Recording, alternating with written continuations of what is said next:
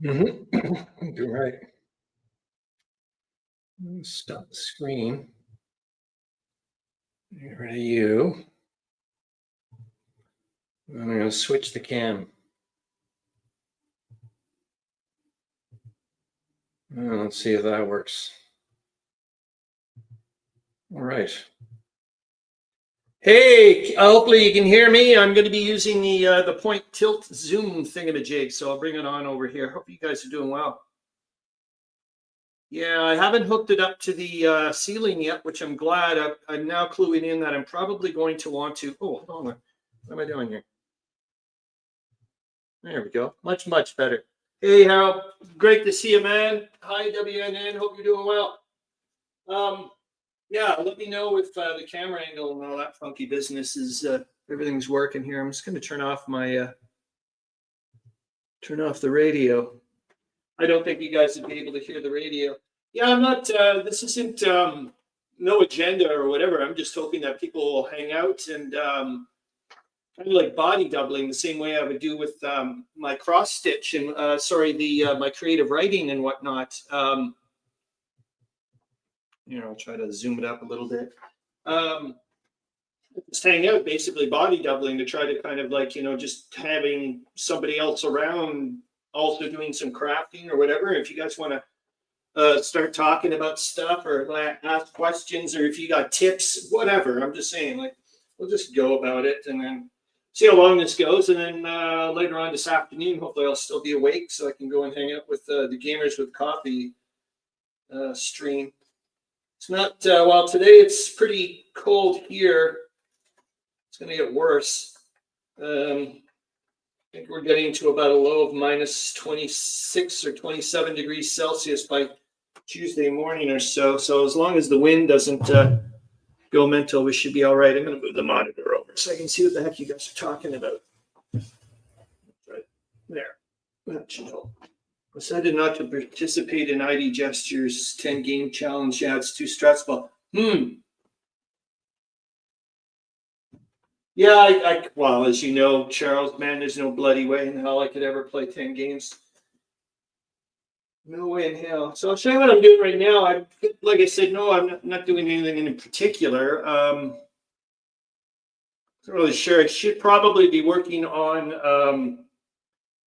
Hey, Zoe Q4, I hope you're doing well. I should be working on. Oh darn it. Postcards from the front there, the postcard jam there, the game design jam that Hissy Cat's doing. I should really start focusing on that. But what I did want to kind of do right now is just see if I could get away with it. I'm not sure if I can. I think I can. So these are four. I've showed these a long time ago, guys. So these are just these four little panels I purchased at the dollar store. WNN 10 games sounds fun, like fun, hard work, but fun. Yes. Oh my gosh! So somebody else mentioned that as well today. So I do find I'm wearing my matching yellow. There you go. So these are four panels that I picked up at the dollar store that I wanted to practice around with to see if I could do a mounted game board and whatnot. So I ended up taping, I think, as well, and I had to learn how to. I'm not very good with three-dimensional thingamajigs, but you can see it's not too bad. And I remember, I mean, I was playing around with this so many times, like whipping it around in the air to see like how eventually the paper backing started to rip off in the back, but not the end of the world. So I just wanted to see if I could, if this would be like a portable-y type little game I could bring with me around. That would be kind of neat. I've also been trying for the postcards from the front yet again. Obviously, I'm going to do a Great War themed game. I was trying to think of something like two soldiers working in the trench, or two nurses or whatever. Just a quick pick up and play game type of thing. Maybe I should sit down. So, anyways, I think some of you guys would probably also know that this is the hex encounter map that I altered a bit. You can get this free on Wargame Vault, and I'm using this for my soldiers variant, where I wanted to do where the British have broken through the first line of German defenses and have been told to continue on trying to clear out the second line, but they don't know where the heck the Germans are behind this road here, because they don't have they have limited intelligence, and yes, thanks WNN, and no artillery support, so they're kind of going in blind. I wanted to have that, maybe almost like a 1950s version of the British Army. Not still learning a lot. So crafting, build some MDF buildings or paints. Exactly, Charles, man. That's exactly what I was hoping you were going to start getting into, that type of stuff. So I ended up printing it off, and it actually comes out pretty darn good. So I'm going to see if I can get. Now I'm going to I'll glue stick this, and then I'll cut across the seams and see how this goes. And I'm pretty sure counters, I can get the counters. Obviously, they're not going to be super big, but they may be big enough. And like I said before, if I can keep the information as limited as possible on the counter, I should be able to, use a large enough font and whatnot, so I'll be able to read. We'll see. Yeah, I brought some stuff over here. Usually, actually, right here is Leo's perch normally. So he actually just woke up about 15 minutes ago. He's been sleeping all morning. And maybe I'll sit down so you guys can see my face or whatever. Oh my gosh, and I forgot to tell you guys. So you remember that? Some of you guys that did see that book. Here, what am I doing? I keep forgetting that I can. Oops, I'm going the wrong way. I'm learning. How's that? Not too bad, I guess. Yeah, it's grabbing the monitor there. I just got sidetracked again. Yep, I did get sidetracked. So I will end up talking about this book. So on Friday, I think a few of you guys know that I went to the book bazaar, and so we do for. If you haven't seen that video, I did a video of the book bazaar, and you're going to see a video of where you're going to be going with me and losing your flipping mind. Yes, WNN, obviously books. Love them, and you do too. So this was the that book that I was mentioning that I didn't clue in at first. I just knew it was a first person's account, and it was volume 3. It was called Fighting France, and then I saw the person. I saw the person there, and then oh, this is the amazing thing. Watch this, guys. This is just incredible. This camera is just fantastic. And that's when I lost my mind. I went, oh my God, it's Edith Wharton. We've talked about her in the live streams, for goodness sakes. She drove around in her with her chauffeur in France and was able to get way into scary spots just before. Well, she went to Verdun, but before it all went to hell. And she was able to do that because the French general allowed her to go because he had just finished reading one of her novels. I really liked her. Which I thought was really neat. But look at this. Look at the date of publication for this book. 1918. I've got a book that's over 100 years old, for goodness sakes, in my hands. Oh my gosh. It's in incredible shape. I'm just like, wow. So I started reading it last night, actually. And it's her, oh my gosh, the way she describes things is just fantastic. At least for me it is. She's talking about them going towards Paris, and they ended up stopping off at the cathedral in Chartres. And she was talking about how incredibly sunny it was that afternoon. And then when they got into the cathedral, at first they couldn't. The light difference, it was so much darker in the cathedral. They barely could see anything at first. And then once her eyes got accustomed, she was like, oh my gosh, you should have seen all the colors that were coming through the stained glass. And she's talking about, the blue sapphires of this. And then you see the red drops, the beautiful red drops from the king's robes, and on and on and on and on and on. I was just like, oh my gosh. And this is like page 3. I've got a lot, it's good big text, as you can see here. So it's, it's going to be a fairly quick read, but I'm amazed at what good shape this is in. Fighting France, that's a good series of books. Well worth it. Oh, wow, WNN. I know, I just saw the number 3. So I'm like, well, she said, I looked it up on Wikipedia, and it just says it's a collection of articles and whatnot. So I was like, okay, it's not the end of the world if I don't have number 1 or 2. So neat to know that you've read it, man. So when so when's the date for when you're popping over to North America? Has that been solidified yet, or is the date still off in the air for you? like I said, I'm not gonna turn into live stream dude like on a Saturday or whatever. And what I mean by that is making sure I've got comments posted or whatever. Like this is just for us to be hanging out, like I said, on a Sunday and just hang out.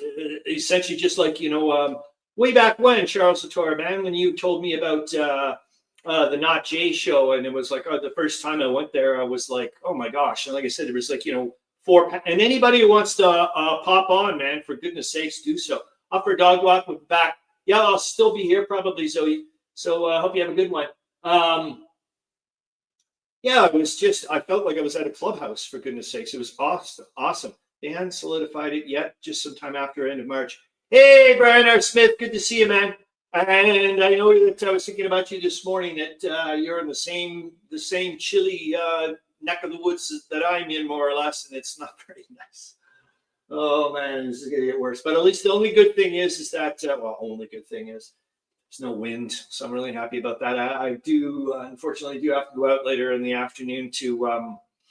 I ran out of bread, so that's good. That's a no-go. So that's it, really. And Brian or Smith, man, let me know what you're up to. And like you said, I'm just hanging today. Just like I said, just hopefully like a body doubling type of oh my, you're a bit warmer than we are.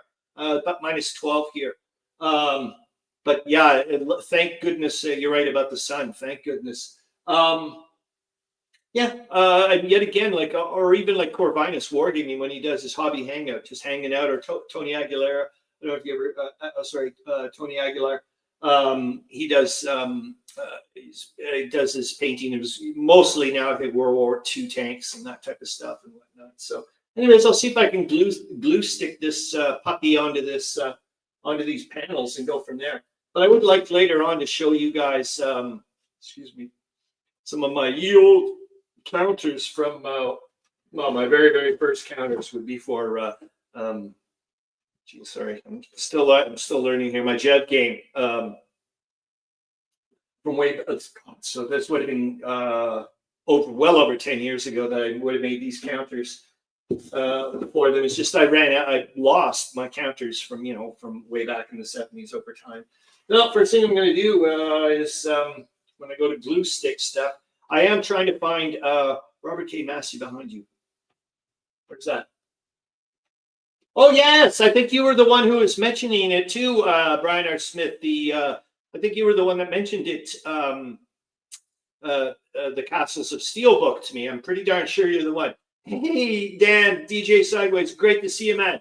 Yeah, I'm doing not too bad. And I don't know if you noticed, DJ Sideways, I ended up picking up a Korg Volca sample too this week, and just did my first little ridiculous little recording. But oh my gosh, I'm just so excited to be able to finally fiddle around with music proper. WNN 3D printer would help you a lot. Yes, it would. I've got one downstairs, WNN. I ended up getting the something Forge stuff there. Yes. Oh my gosh. And the first thing I thought of when I got it and I was starting to play around with it, DJ Sideways, is I was like, I better get a hold of Eliza Vibes and you pretty quick because I don't know what I'm doing. I said in the video, actually, I said that I feel like I just bought a car. I don't even have a license. I don't even know how to drive. But I'm like, what?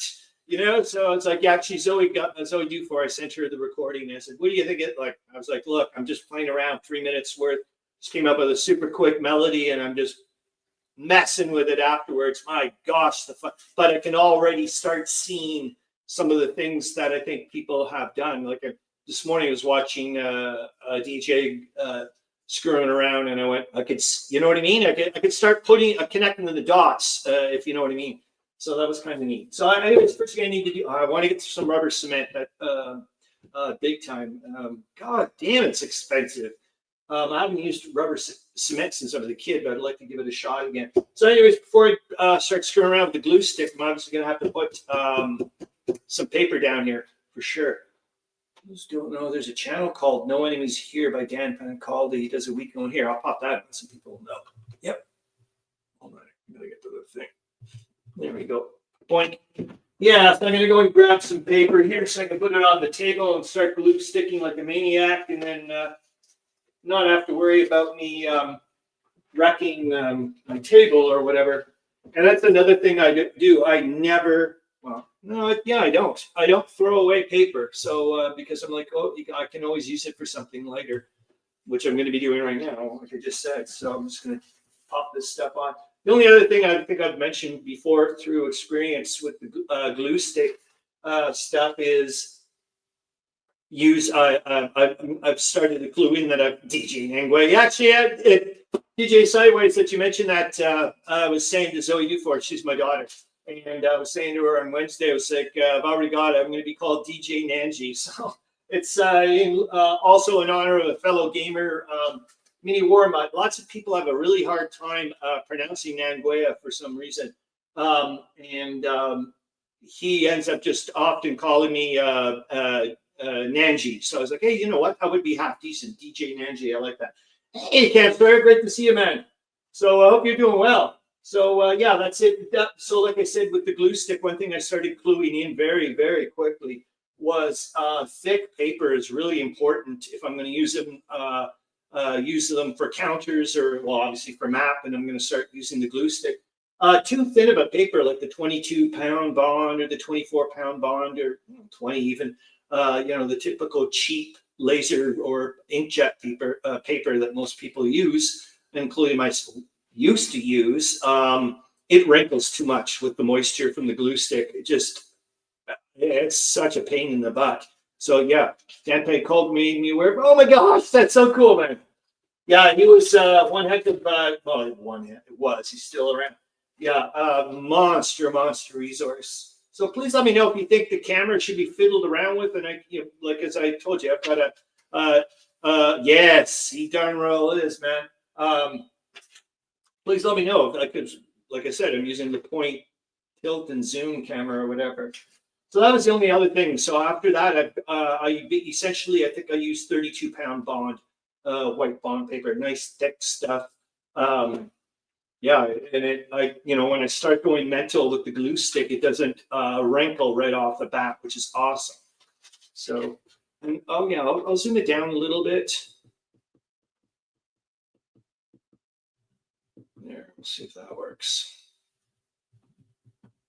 Yeah, so whenever I do end up getting the camera mounted to the ceiling, now knowing I'm going to want to have just a temporary mount. I don't want it permanently affixed to the ceiling, because now if these crafting thingamajigs, the Crafternoons, end up being half decent, well, I'm gonna want to have the camera moved around. So that's that. So now I'll start gluing them up. Never done one on this before, so we'll see how it goes. I wonder if I should get rid of the. So I have some tape. I wonder why I put tape here. I don't know why I have. I don't know why I have the tape there. I'm worried about. Well, this is just practice.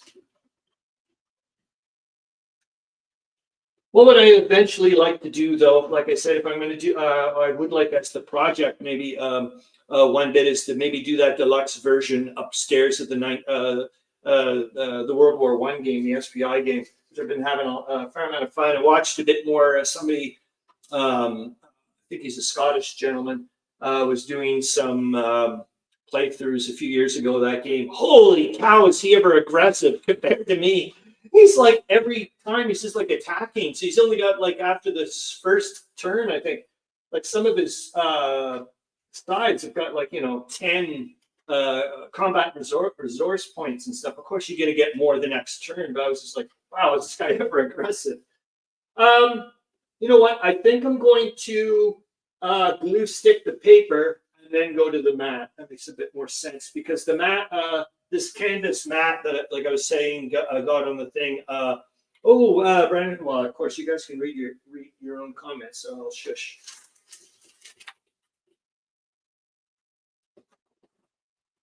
Yeah, so please, if you guys are into doing any, like I know, well, Charles just mentioned, Charles Latoris, he's going to be doing some stuff.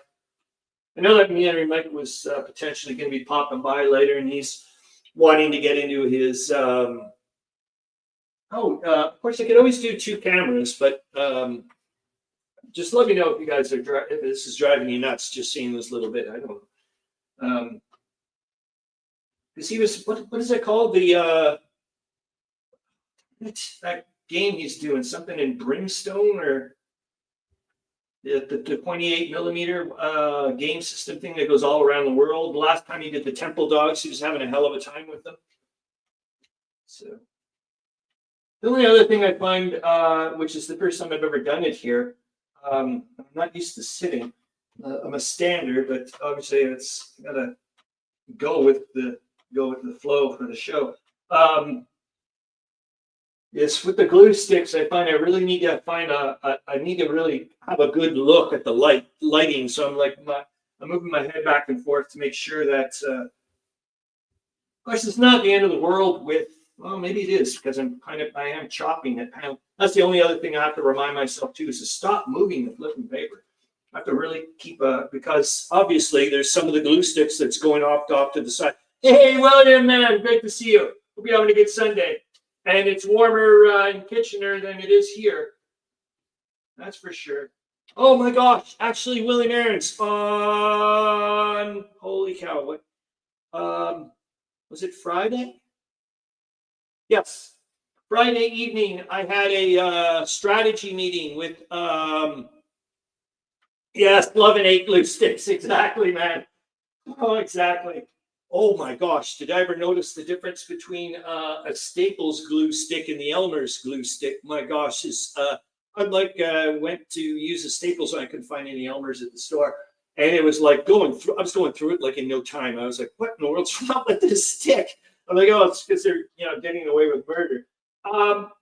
So anyways, William Aaron's, I was at the World War I Historical Association strategy meeting. I think it was number 2 of 3. I'm unsure of that. But anyways, I was there participating. And lo and behold, we got to talk about Kitchener and Berlin. Kitchener used to be called Berlin and all the brouhaha that was going on about it. Because they were discussing about, I was also talking about the daily headlines and that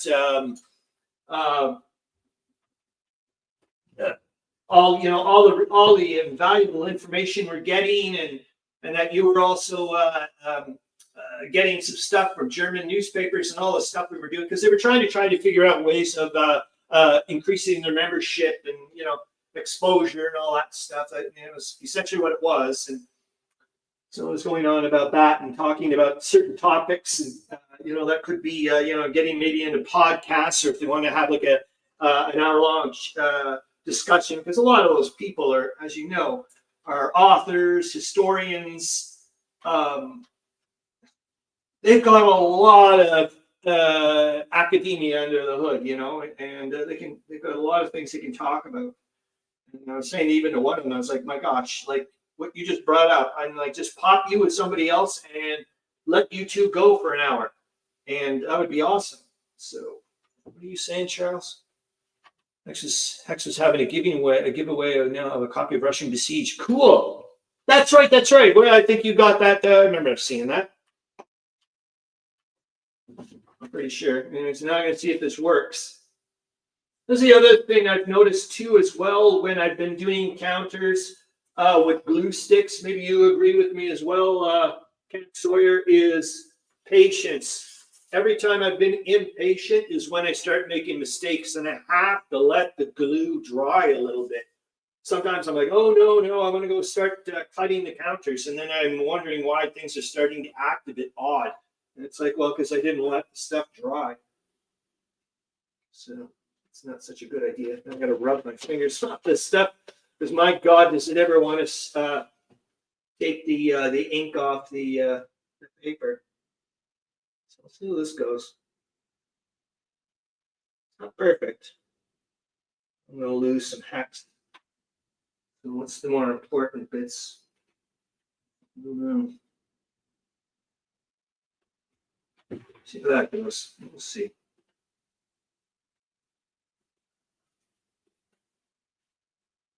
Come on, you. Yeah, you can just feel the moisture in the glue. Same. And then, of course, I weighed it down for a while. my main thing. Be interesting to see how this reacts when I cut it. So I'll let it sit for a while. Like I said, if I go to do it now, it's going to act funky. And normally I'd even let it sit. Probably wouldn't touch this for quite some time. This is going to be interesting because it's not a full. I'll have to. It's my green thingamabob. Agree about Joanna leaving. Yeah, I know. And it's, and you know it, man. Patience is a killer. And the irony is, I'll be impatient. I'll be impatient, and then end up having to do it all over again. It's like, goodness gracious me. Hey, Ashley, great to see you, man. Hope you're doing super good, man. And I'm also hoping to God I'm still going to be awake so I can hang out on your show, because definitely, like that. I think that'd be a great idea. Do a little bit of this show and then have a break and then pop onto your show. That'd be awesome. And like I've said before, anybody right now who wants to pop on as a guest or a co-host or whatever the hell they call it, please let me know. I'll just send you the link. The bronze bust of Kaiser Wilhelm II was thrown into the pond here during World War I. What? Oh my gosh, I gotta find out about that. So, oh my gosh. Oh, I'm glad you guys are here, actually. So here's I'm planning to do a talk for the World War I Historical Association in April. And it has to be about 45 minutes long. So far, my 3 topics that I have rumbling around in my head, excuse me, and they're, okay, I'm also trying to remind myself who the viewership is, and primarily they're Americans. And obviously, I want to pick a topic that's going to be interesting for them. And so I was like, okay, either I'll pick, remember, I think I was mentioning, where the hell is it? I can't show you the cover. Well, the cover's somewhere around here. But this is the thing I was mentioning before about this cover. I think I showed it to you guys. Britain's clandestine submarines, 1914, 1915. And at first I was like, this has got to be one of the worst covers I've ever seen in my life. But then I realized it's probably the whole point is he's trying to make the color clandestine like blend in with the water. Anyways, and it's about Charles Schwab, an American building submarines for the British. But of course, that's a major no-no due to the fact he's an American, and it's like the United States are neutral at that point in time. So there's this whole little thing, and that book's about it. So that's one topic, and I could get some additional information due to the fact I was last week went to the Globe and Mail database, their ProQuest, the company that Manny and Mike worked for, and I just typed in Charles Schwab. And lo and behold, I got a bazillion articles about Charles Schwab and submarine building and whether or not submarine parts being shipped to Great Britain were considered in violation of neutrality. And then other articles of Germany accusing the United States of breaking neutrality because of this guy. And then Bethlehem Steel, he was the president of that company. Then later on, they have this big meeting, and next thing you know, he's turfed as the president. You don't hear about him much more anymore, that type of stuff. So that's one topic. I thought that would be a rather interesting topic to have. And then the second topic, which is to me a little bit more compelling because it's a bit more of just me, as in I found it in a sense, and it would be much more of a detective story. And that would be, I can't remember what the third one was. Maybe I'll figure it out at some point in time. But the second one, which I'm finding rather interesting, and we've talked about it before, especially you, Charles Satoro, with me, is the leaked Wilson peace note. That was, I guess, oh my God, what am I saying? That came out more or less at this. He was, he was going to release his own peace note anyways, regardless, before Beckman Hovig did it in December. It was kind of like Beckman Hovig just jumped the gun, but it wasn't like Wilson felt like he didn't feel compelled to release his note afterwards. Like, oh darn, he was just like, well, I got to do it now. It just seems weird timing. That note, remember, was leaked before it was supposed to be like officially announced. And then remember, we started seeing some of the articles saying that there was accusations of people making money on the stock market based on what was in the note. And then, I think it was like Roosevelt, what is it, Colonel Roosevelt at this time or something like this. And he's Mr. Presidential gung-hoer, I think. But this, like, remember, I don't know dick about American stuff. He's like Mr. Gung-ho about, whoa, there should be an investigation and we got to have Senate hearings and all this stuff.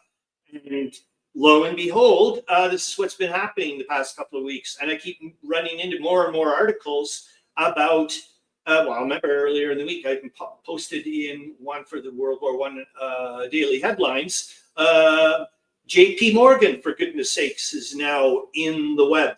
That type of stuff. Hey, Kilroy was here. Great to see you, man. And awesome to hear that you're going to be churning out more content. So that to me is an interesting one. I think I could probably, but I got to get going in the sense. But I'm like, and it's in real time, as in it's happening right now in 1917. These investigations, and I have no idea where it's going to lead to because it's like like I said, it's in real time right now, and they're just start ramping up the investigations. But does anybody get arrested for this type of stuff, or what's it'd be neat to know. I mean, I think a fair amount of you guys know, J.P. Morgan after the Great War, he's already fairly rich, but he's going to be monstrously rich after this, that type of stuff. And we've been seeing this all the way through the whatevers with the we just had another British war loan, for God's sakes. Anyways, you get the idea. Okay, so I'll shush. I'm going to put a weight on these things, and I will be back. Well, I'll put it down so you guys can see a little bit. There's that. Oh yeah, that's that book Manny Mike was mentioning to me. It's like a school thing or something about you play it out essentially. Each one's a side. Okay, anyways, I'll shush. I'll put a weight on this. And maybe I'll show you my ye old counters from my Jeff days. Oh, yep, I shouldn't put it there. There's tons of cat hair there. Oh yeah, I forgot to say. So this used to be Leo's perch. That's why Leo's been like, what the hell's going on here? So Leo, my table right there that's where Leo's perch should be, as you can, here, I'll show you. There, that's his little ledge. He hops up so he can, he can look outside. Take a look at the birds and he's one of those that loves to chatter. Okay, hold on here. This one's a thick enough book, I hope. It does the trick. And I'll use your 20-minute trick then, Camp Sawyer. Yes, put a couple of extra books down. That works. His coffee's probably stone cold now.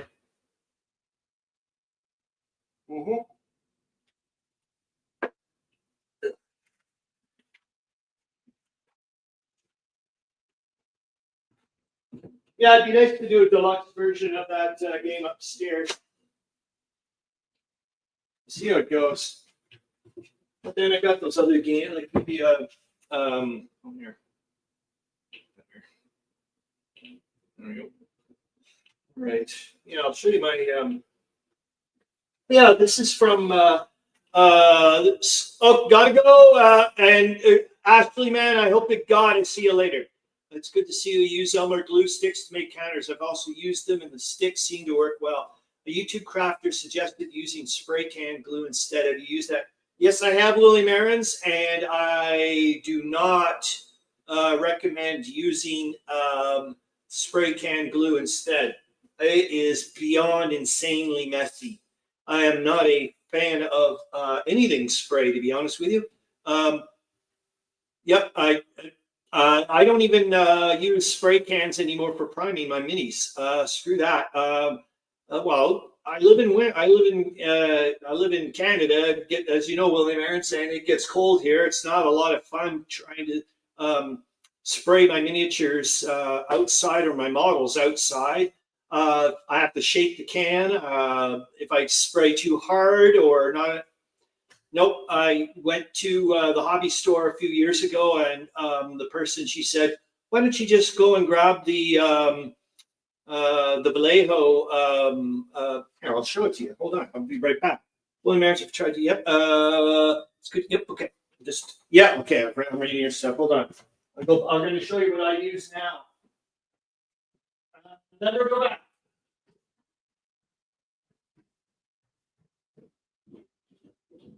Never go back.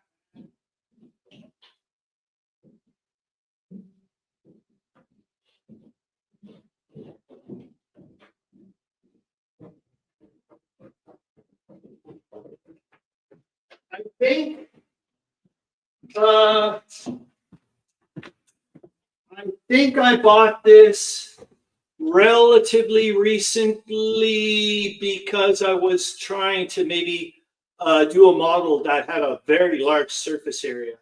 But from now on in, or this is what I use primarily. Hold on here, I'll zoom in. The stuff here. Oops, sorry. So yeah, the Vallejo surface primer. It's the airbrush stuff. It's very thin. I have complete control. That's essentially the way I'm looking at it. So I just brush it on. And like I said, I have complete control. It's freaking awesome. I've used large mailing labels to print counters on and then stick it to a cardboard stock. I wonder if I've tried that before. Thanks. Hold on here. I'm going to write that down.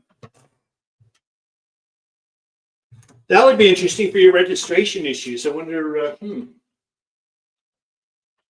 mailing labels. Okay.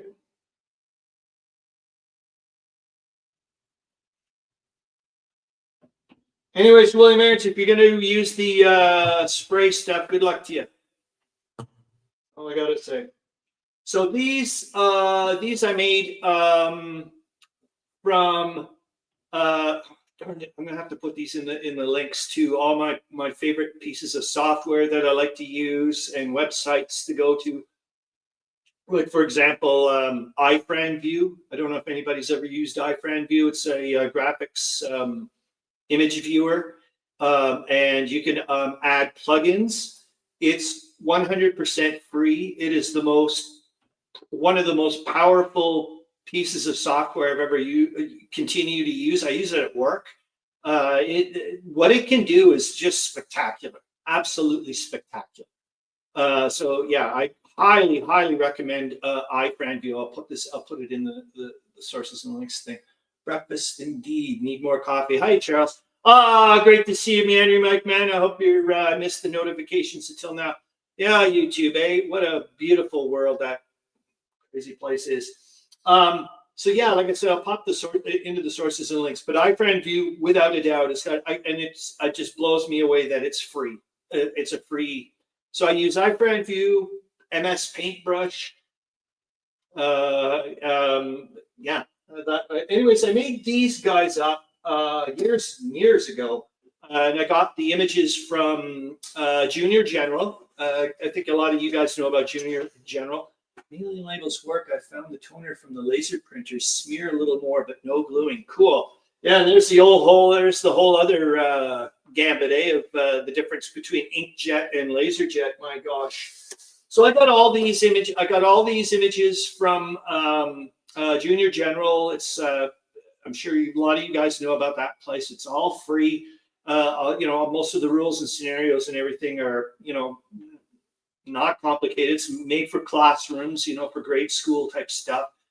And I've been going there primarily over the years as a free way of making counters or miniatures, because it was like at the time, I'm like, I can't afford the time and the money, especially the way I paint. I paint slowly. My 1:72 miniatures when I first started for War of 1812. And I was using the LaSalle version 1 rules from Sam Mustafa, the honor system. Lot of figures I needed to paint to make an army. It took me over 2 years, and I just had basic, and I was painting every single night. Ask Zoe, she saw me. We'd come home I pick her up from school. We'd walk to the grocery store, get stuff for supper, and afterwards I was painting. It took 2 years, a little over 2 years, and I was like, this is just getting ridiculous. I want to play a game, so I don't want to play a lot of games, and I want to play miniatures games. Remember, back in the day, I was not into Hex and Counter. So I made these up, and I think they've turned out pretty darn well. So this is for the French and Indian War, and I'll try, like I said, I can zoom in. Gosh, I gotta learn how I can continue doing this. Hold on, I'll bring it down a bit so you guys can see, and then I'll do it that way. Maybe that'll help. So where are we here? I've got to see where. Oh, we're there. My gosh. Okay. So these are my top downs. French and Indian War stuff that I did, and as you can see, I just did. They're just cardboard. It's just cardboard on the other side. So I did this years and years and years ago, and then I just made and probably this is the Maurice system, I think. So it's also from San Mustafa, and yet again, and then I just switched up. Why am I doing this, Chris? You're not using the advantages of the camera. So and then so I put them in into column or attack column or line. You get the whole idea. So I had each group, and then I would just switch up. So I'd say, okay, we're now into line. We're now into whatever, and then got my little leaders, that type of stuff. I used a glue stick when making counters from Lauren Sperry's Rommel campaign for North Africa. The adhesive strength was inconsistent. I made a video about my crafting. Oh, yes. So anyways, I am very happy with these. It didn't take very long at all, and that was completely free, more or less. I mean, cheaper's jumping. So hold on, I'm going to, oops, going the wrong way again. There we go. So how's that? Yeah, so as you can see, I've got a whole bloody armies just sitting there. I've got the French and the British, which is fantastic. So somebody wants to pop on over, we can just plop these down on the floor, and away we go. So I've got a whole. That didn't take very long. Oh my gosh, there was the only other thing about crafting. We haven't even, oh my God, I remember we're gonna have to do more than one Crafternoon then, because I'm thinking about, oh my gosh, having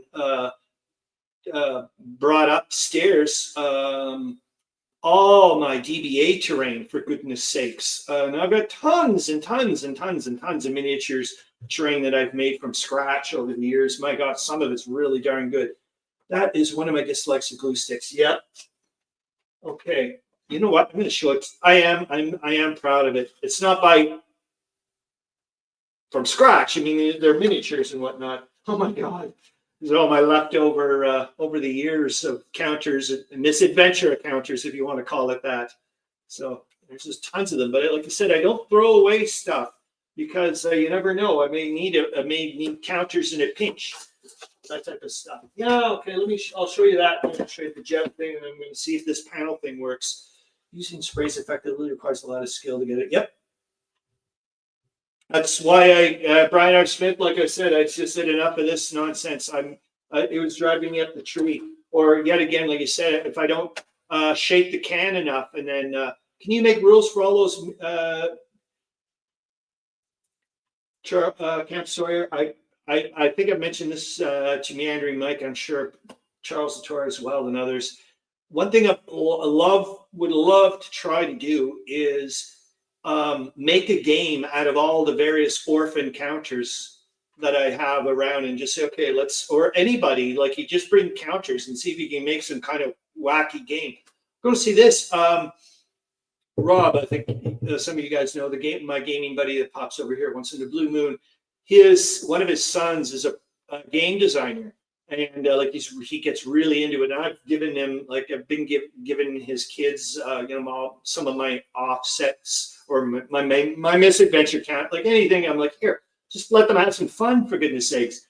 And they're just off making their own games. And when he was telling me about one of his mechanisms or whatever for his new game, I went, Rob, you don't mind if I could you ask your son if I could leverage that because it's freaking brilliant. I guess it's probably other people have done it as well. Is that uh, so let's say I was playing against you and we were setting up our armies and you decided you wanted to have a tank with, I don't know, two turrets or something. Well, then I'm allowed to have that. So it's like if you want to bring in the big guns kind of thing, well, I'm allowed to do that as well. So if you want a dragon, I get a dragon. That kind of thing. I thought that was kind of neat. So it's like you better watch what you wish for. I was like, that's a really brilliant idea. I'm hoping to God that we'll see his name on a published game someday. That would be totally freaky cool. Okay, let me go up downstairs. I'm going to come back upstairs, well, obviously, and then I'll show you a piece of terrain that I made. Like I said, it's not from scratch, obviously, but I'm really happy about it. I'm also going to show you how good these 6mm castings are. So good, in fact, that I mean, who in their right mind would ever think that a 6mm figure could be posed individually? They're that good. It's incredible.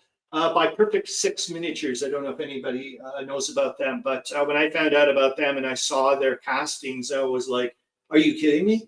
And then I purchased some, and then I was like, "Wow, it really is the real deal." Then I'm going to show you a piece of terrain.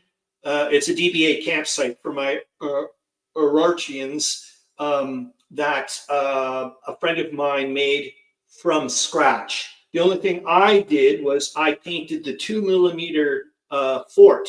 She did everything from scratch. I watched it. It was like my jaw dropped. And she is so good. She knows, like, for example, I love blueberries from here to tomorrow. Just absolutely adore them. She even put a tiny micro blueberry bush off to the side for me. I was like, woman, beautiful woman. Anyway, I'll bring it upstairs. It's still to this day, I'm like, it's a piece of art. It's amazing to look at.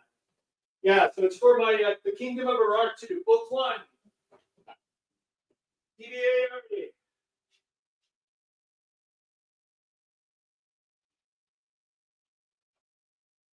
Where are you? Oh, here you are.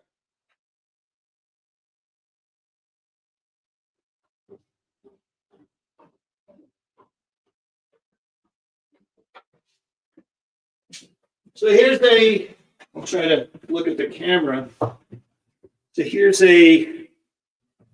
bring it down. So here's a DBA village that I would use. I'll try to bring it in more. You guys can see that good. I hope. So all these, not all of them, I can't remember what they're from different companies, but the Perfect Six are all the little 6mm figures, not the things. Those are from, that's a 2mm. The huts, I think, are 2mm. I can't remember where they're from, but I hope you can see that somewhat okay. I'll try to hold on here.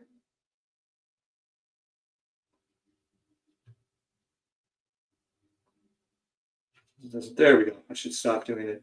But anyways, that's my little village, and you can see what I mean. For 6mm, that's pretty bloody impressive. At least I think so. Yeah, I think it's the angle of the camera. It's having a hard time understanding what I'm trying to register on. There we go. Working on 2 giant minis. Flesh color first. The female fire giant queen is going to be in lots. Oh, cool. So yeah, I'm really proud of this thing. Obviously I made the tree. I mean, that's pretty darn easy to do and whatnot, but you can't really see it. There's little sheep and pigs and stuff. Yep, there's so I've got I'll try to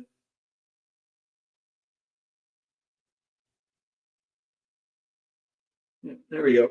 And some horses. No, sorry, just Is it horses, pigs, and sheep, or just no? I think it's just pigs and sheep. No, there's the pigs, there's the sheep. I think those are the cows. Yeah, and then I got some various villagers.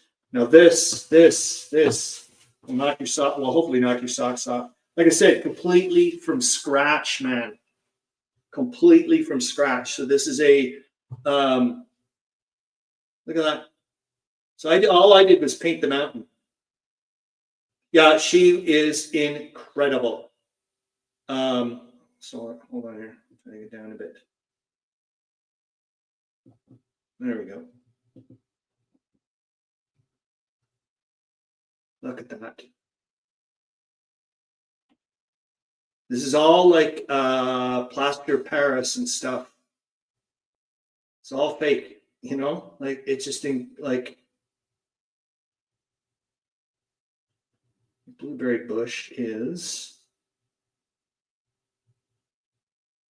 near the stairs. There's like a little, it's got like a little, oops, sorry. Right here, there's like a little water dribbling down, and you should have seen her giant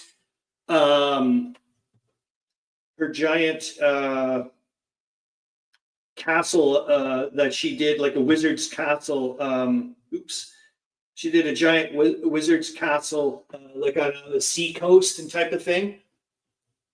Wow, it was just jaw dropping, like, and waves crashing, like the white water. I was like, I got to watch that in real time. I watched her like choppy, cutting all the little shingles and stuff. I was like, just incredible. But when she did this for me, I was like, thank you so much.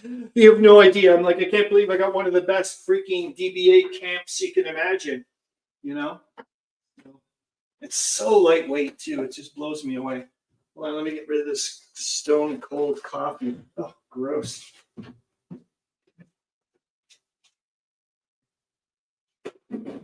Yeah, it should be. Brian R. Smith, I hope to gosh that I end up making. I certainly do want to give that shot of the double-sided counters. I don't know if I've ever done the double-sided counters before, so that would be nice to do.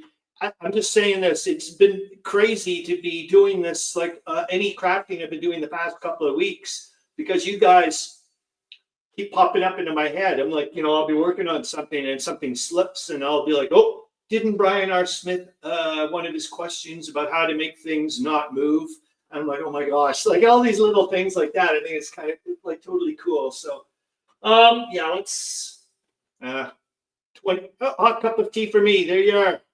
So you far, yeah, I guess if you just, hopefully it was not too bad coming back from your walk with Kane. Yeah, I was saying to the rest of them, Zoe Dufour, that I unfortunately will have to go out to the shops because I forgot to buy bread. So I'll have to end up getting some of that. Oh yeah, I wanted to show you my Jeff thing, and then that'll give me a couple of extra minutes for the glue stick to do its thing. So here's the original, and I remember the afternoon that I cut these counters out with scissors. As I'm sure a lot of you guys remember the old metagaming, uber thin, no perforations, nothing, just a sheet of counters. And I was so eager to play the game. My friend Mike Johnson at the time, this is grade 7, so he introduced me actually to Fandom 2. It was the very first day I'd gone to Fandom 2. Yeah, I'm sure it is. I'm going to go zip, Zoe Dufour. So he took me to Fandom 2, which was on Rideau Street at the time. It was above a little restaurant, and essentially it's all I could afford was one of the little the metagaming whatevers. And I looked around, looked at them, and it wasn't this one, obviously. It was this. My original. Pretty darn sure it was this one. So, I just found the back really compelling. A lot of you guys know about these things. And I looked at all the different metagaming ones they had. It was only a little carousel thing. And I just said, oh, I'll take this one.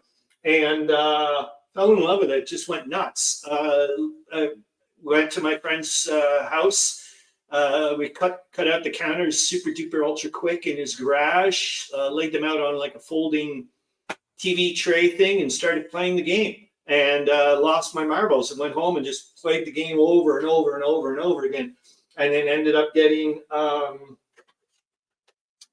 on here. Ended up getting this book, the Ogre book. Knocked my socks off. I was so excited to get this thing. This thing's fantastic. It's got so many freaking articles and really good stuff. And of course, I got the Ogre thing and whatnot. And then over the years, so here's the original counters. I'm sure a lot of you guys remember, but I don't have all my original counters. Oh, God, sorry. I love the look of them, but it's just like, my gosh. I'm sure you guys remember these. Yeah, you know, those, I mean, they're really insanely thin. So years and years later, when I wanted to go and start playing Jev again, or, well, I call it Jev, and Brian R. Smith in an interesting way. I don't know if you'd ever be interested, know about this. So if you go to the timeline for, I used to use an SPI blank hex map to make a huge Ogre battlefield. Oh boy, oh boy. It's got that game to it, doesn't it, Meandering Mike? It's yeah, it's just so accessible.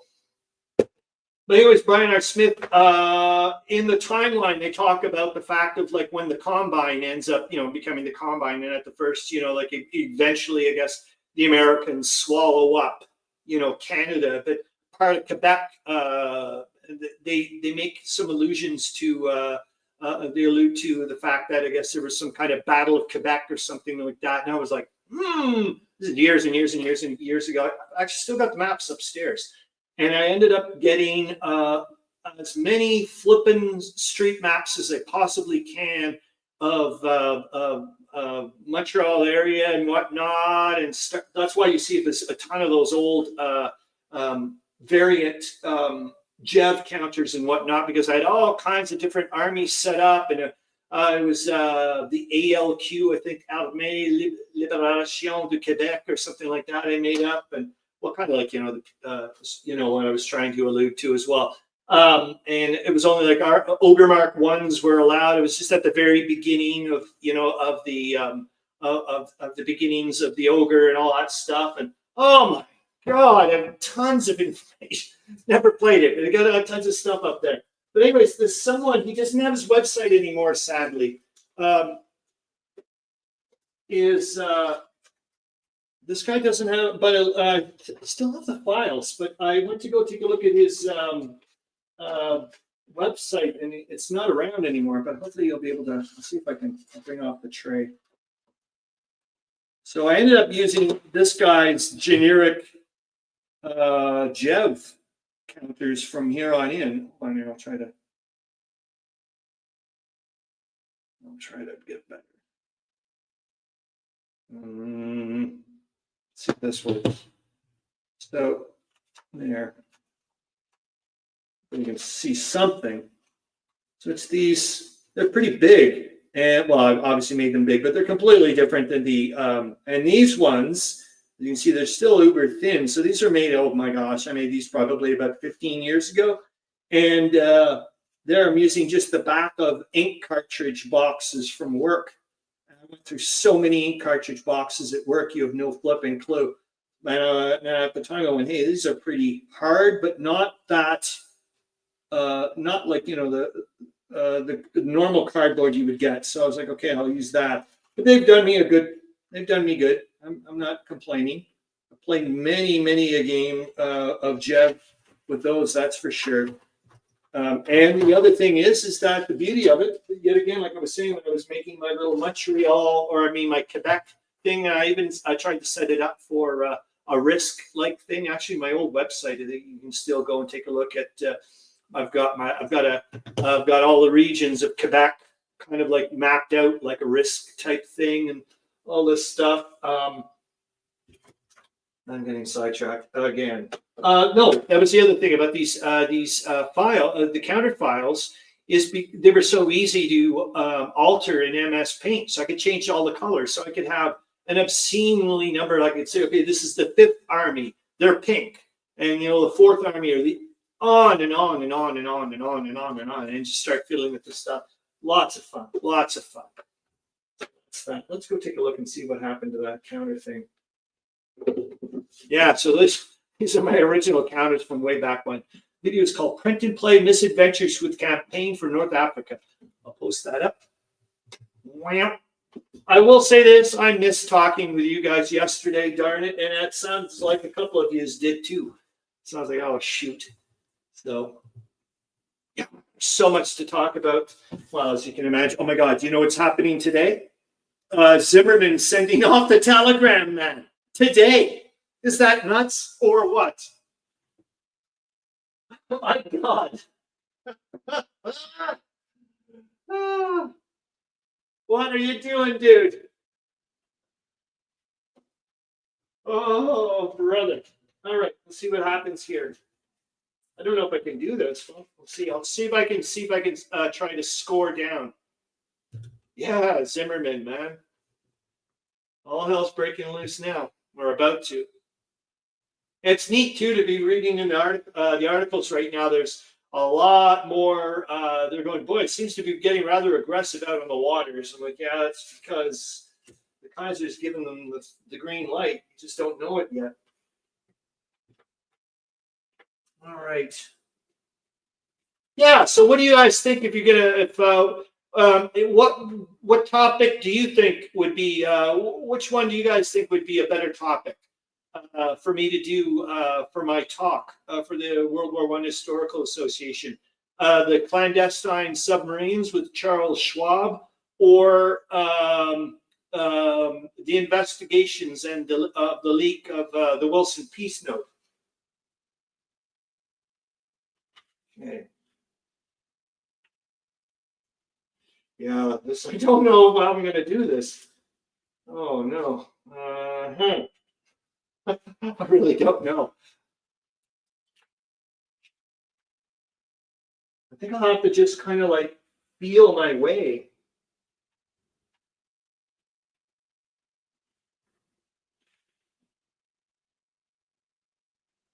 Yeah, I think so. So is anybody else doing anything? Is anybody doing any crafting, or is it just me doing something? Well, what am I saying? Charles Latour just mentioned he was painting. How am I going to do this? Do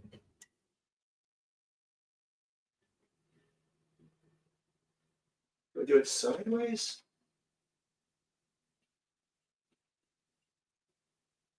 So I mean, I can't see the. That would be bull. I'm not kidding you guys, but you guys can't see. I go with the submarines. Investigations gets dull over time. Okay. Thanks for letting me know, Camp Sawyer. Like I said, I've got the book, and it's not a big book. You look how long it is. It's not very big. Hold on, I don't know where the hell it is.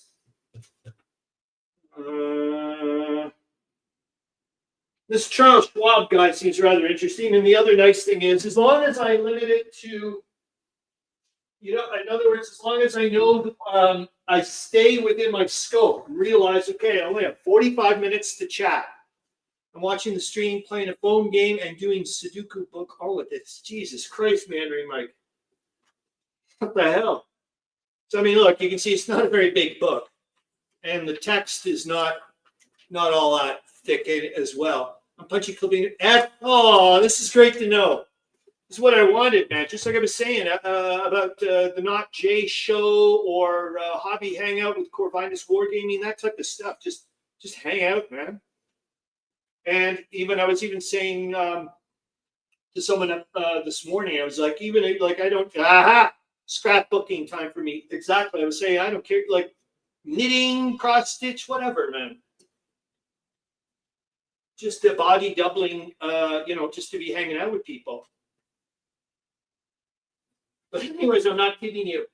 It seems like the hex line runs exactly with the seam of the panels. I'm not kidding you. It's like, no. I'm like, yeah. Obviously not both ways, but see what I can do here. I'll have to remember that. Like, well, I'm learning. This is just practice, so try to line it up. Maybe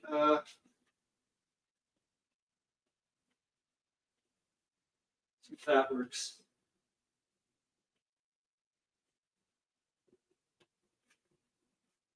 And a good ruler, eh? Or a good straight edge. Oh, Zoe and her husband. Oh my God, what am I saying? Manry Mike has one as well. You guys both have crickets.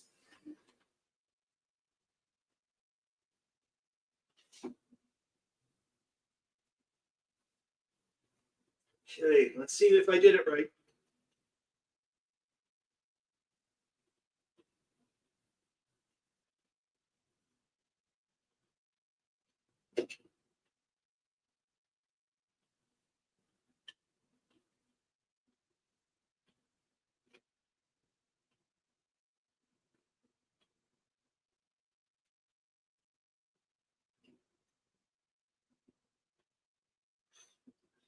All right. The other guy to do.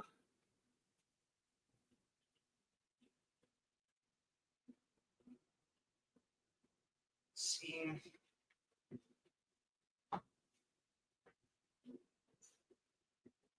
Yeah, there's a bit of overlap on this paper here, so it's not perfect. Try.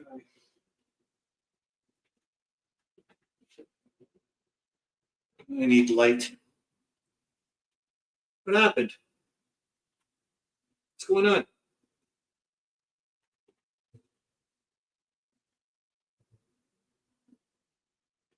the hell happened there?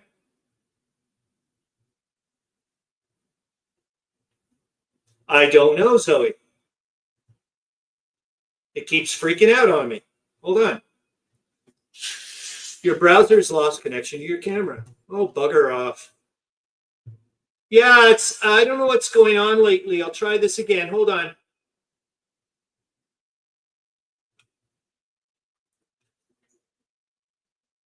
I think there could be a timeout for my computer, for my thing. Okay, now we're in. No, I think there's a. It's a.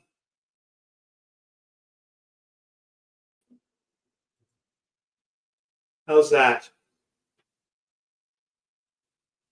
Yeah, I remember I never read the instructions or the manual or any of that stuff. I just went straight into farting around with the camera. And I think potentially there could be some kind of timeout or something if I don't play with the controls, or maybe I'm wrong. I hope you're wrong though, Meandering Mike, and it isn't overheating. Oh, it sucks. Yeah, I need to go get a light or something. I can't see from the overlap. Go way down. Or I cut right away. Yeah, I think I'm gonna have to cut right away. So because I can't see the lip, I'll go like this.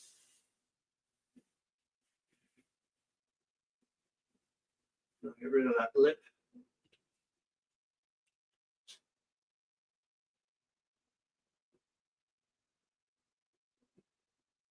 That'll help.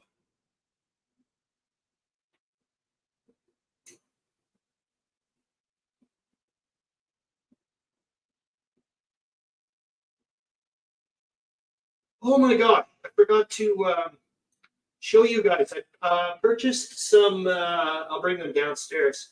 So I purchased, we hear you, so the mic is where, yes, must be the gremlins attacking the live stream. Yeah, which I thought was a bit odd, was the camera doesn't come with a microphone. May I ask what games you're playing on Vassal at the moment?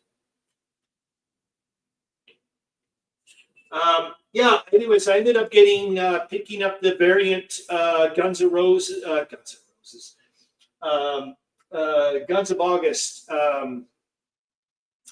counters from a guy on eBay, And I'd love to show them to you, because if I could get to that level of making counters, I think that's when I saw them, Brian R. Smith, I went, oh, I wonder if that's what he means by upping his game with counters, when you were saying that, oh, I've made counters, but I want to, I want to get them, like, they're functional, but I want to make them a bit better. When I saw those counters upstairs, I went, oh boy, they look pretty darn nice. Excuse me. Oh, hold on here. I want to read your thing. I can read it better from here. We set up a table of half dozen each, giants, trolls, maybe some hog. Oh, excellent. The other figures, and you get these last two giants done. Cool. Well, it'll be neat to see what kind of little story you come up with, Charles. All right. So this should help. Now let's see. Try to not have myself over. Oh, it is cute looking though, man. Seeing this tiny little 8x10 map, it's cute.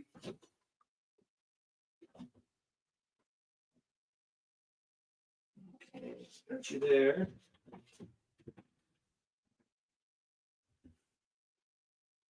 Oh, Zoe, I know it's a bummer. I'm not going to be able to go to those movies with you at the Mayfair. I hope I'm going. There's we have a really cool movie theater here called the Mayfair Theater. It's on Bank Street. I used to live right near it, and they actually have a full-sized alien up in the balcony. It's really cool, and they play some really obscure movies. Zoe Dufar really wants to go badly for the Saturday morning. I don't know if they do it for Sunday as well, but if you show up with a bowl and a spoon and a bowl, that you have endless supply of cereal and milk while you watch like cartoony type show movies. I think it's so cool. Is the screen still black? Are you guys not are you guys not seeing me? You are seeing me? You can't see me. Like I said, if anybody wants to hop on, maybe you can't see me. Oh, what the hell? Oh my gosh. Even though I can see it here perfectly fine. Oh my gosh. Okay, now what do you guys see?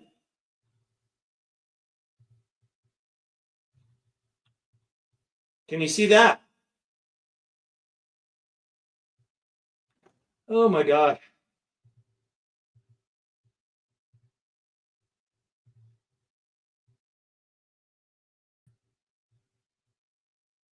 Can you see me now? Or see the room? Anything?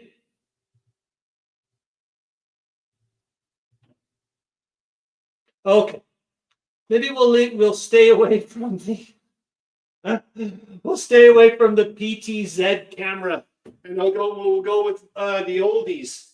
Oh my gosh. So this is the how's that? And then we'll use the PTZ camera if I need to. Oh, darn it.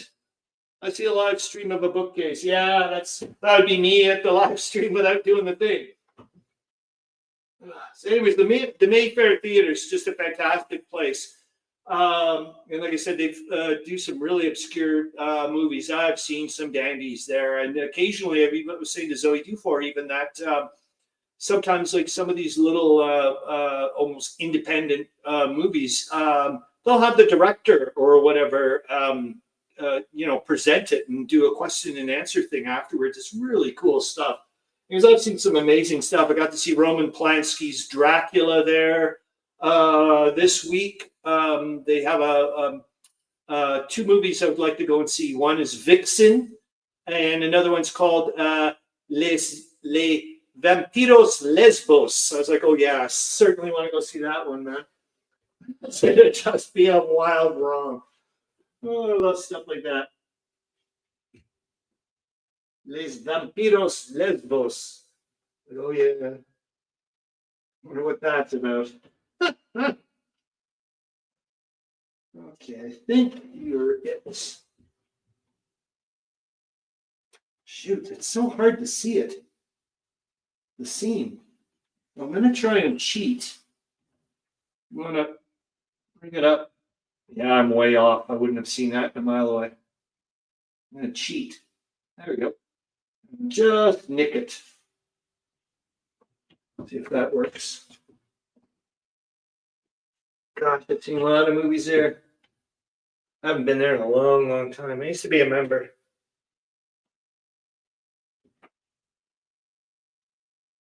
And they're one of the few places that, yeah, it is, man. It's a really nice place, Cam, sorry. One of the few places that does real butter as well. I know Zoe Dufour, I know you wouldn't eat popcorn the way probably I would like it, but they'll even do things like, put it this way, by the time I get to the bottom of my popcorn, it's more or less turned into liquid butter popcorn thing. I get them to squirt like a lunatic, and then halfway up they start squirting like a lunatic again, and they'll let you do it. It's really good stuff. But they're situated very close to Carleton University, and I used to live there, very close to there, which was great when I was going to Carleton University, obviously. Okay, so I've cut it. Remember, I'm just trying to see, need your own butter churn. Yeah. What the hell, guys? I don't know if you guys noticed that. I put it in today's headlines. The Germans using milk for explosives. What the hell's that all about?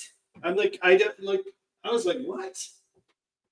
And I don't understand how you can use milk for explosives. Exactly what in the world are you doing with it?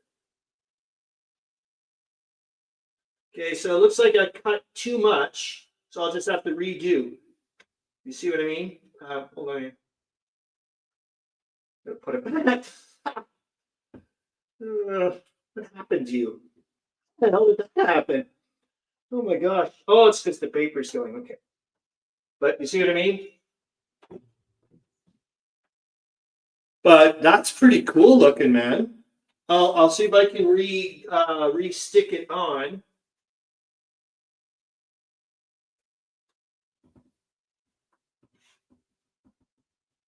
I mean, that would be so cool to have my own little pocket soldiers.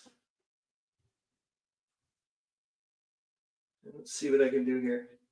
Yeah, the other thing I think we were talking about it before is using surgical tape or something like that instead of just straight up tape, because it's got a bit of stretch, for the other side for my folds. So I'm gonna go upstairs and get some, cotton tape and all that stuff. Milk powder 6. Oh, I didn't know that. Thanks, man. Yeah, I was trying to wrap my head around it. I was like, what? I was like, what in the world's going on?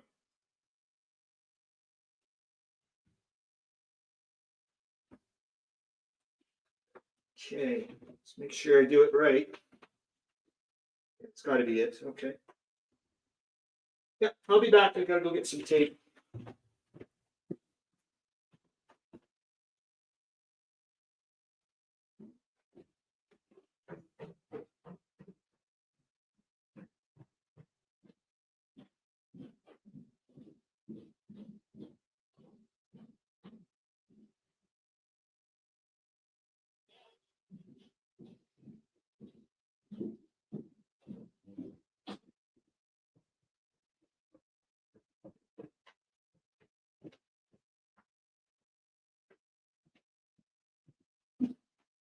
Yeah, it's like I was saying, I was hoping that maybe sounds like there's a way to make powdered milk to be flammable.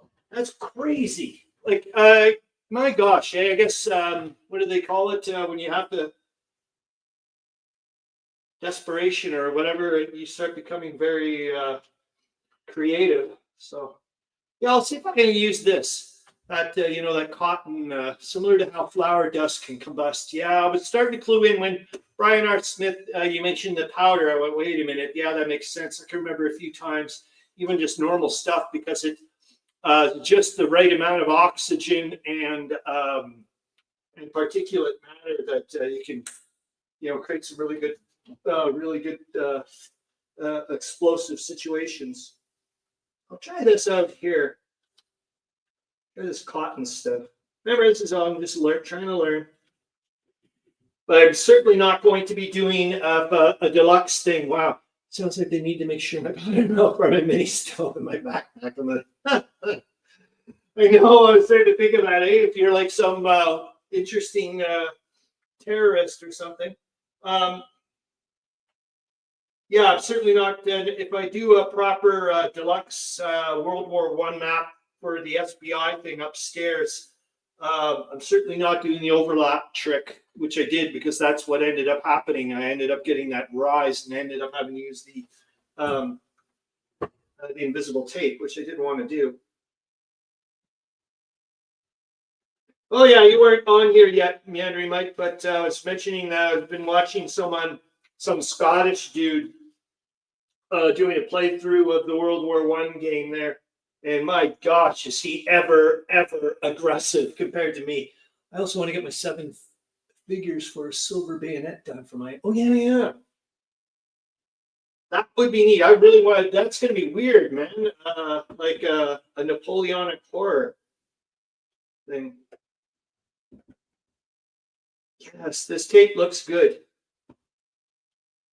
I think it'll have a lot more give. Well, it should. I mean, my goodness, well, look what you're using it for. Normally. So, where's my scissors? Wouldn't that be cute? What a cute little. But that test game. Oh my God! That's one thing I did want to mention to you guys. Which I was kind of upset about not having a live stream yesterday. Almost any dust of sugar can explode. Okay. What knew about the Tang?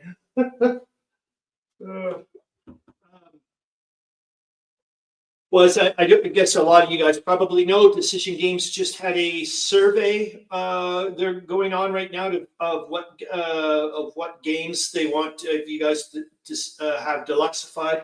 We have the Princess Cinema here in the adjacent city of Waterloo. They show a variety of film art. Cool. Princess Cinema, I like the name of that. Anyways, Spence and Gable Tannenberg. Watching all the Spence and Gable games are on the list. I was like, oh my gosh. So I'm just throwing it out there. If you guys are there, for goodness sakes, put them in. Imagine seeing a nice proper version of the Tannenberg game. And they also have Kaiserslautern and Tang with a Bang. Well done, man. All right. Let's see. I don't know how this will work. We'll find out. And I'll start seeing what kind of counters I can do.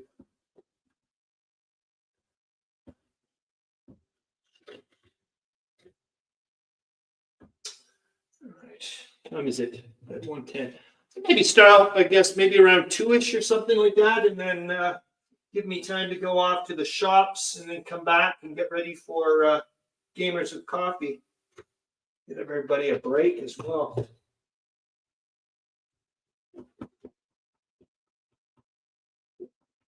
Yeah, when I saw that, I went, wait a minute. Oh my gosh, Spencer, I don't think they're gonna make the cut. I don't even think people even know what the heck S&G Tannenberg is. And all that stuff. And then they have another one as well for that series. All right, so let's see what it looks like. Well, it seems to, well, I'll be honest with you, it's flush. It's straight as an arrow. I'll see if I can, no, you guys can't. Well, I'll just do it this way, then we'll stop being cute. But it's flat as a pancake.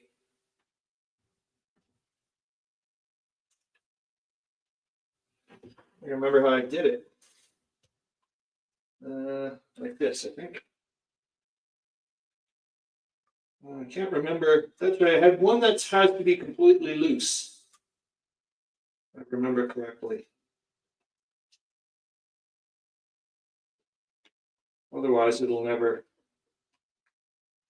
That's the problem. I'm not good with these 3D things, man. Bad. That's how I remember doing it, though. I have to do one is loose. I'm not going to do it right now because I can't remember how to do it. I want to see if I can, how big of a counters I can get on these. Because that's only an 8 by 10. I do believe. Hold on here. Yep. 8 by 10, man. Not bad, huh? I got to run. Thanks. See you all next week. Done right, Harold, man. See you on Saturday. 4 flip and share. Looks good. How are the folds? No tearing? It tore on the back from way back when, but like I was saying, Camp Sawyer, when I made this like about a year ago or whatever, I was like doing this with it, like to see how good the folds were. Like I was almost doing it like a freaking switchblade. It was nuts. Or not a switchblade. What do you call those things? I used to have butterfly. Oh yeah, the counters.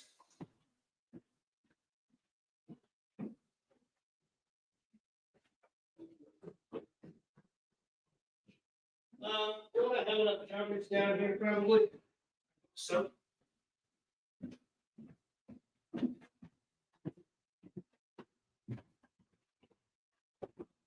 Yeah, it'll be fun to spend a bit more time on the game upstairs, the World War I, and just like go through a turn or two, you know. Let's see. I'm sure those counters are too big. My Jev counters, like the homemade ones, I'm sure are way too big. Yeah, not that much, but I'm happy. Okay. We'll go and get some normal standard issue ones then.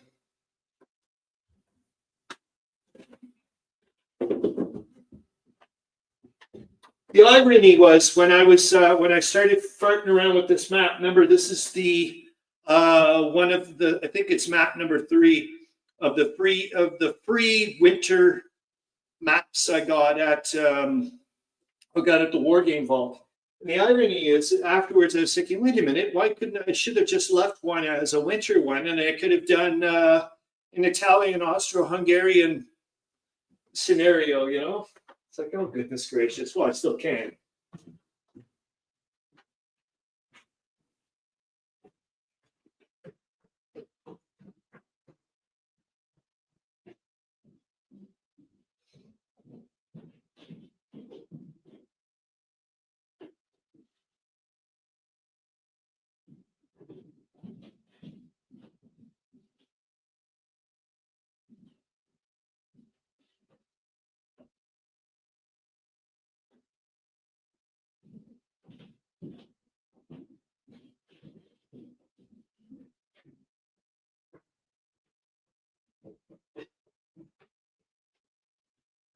All right.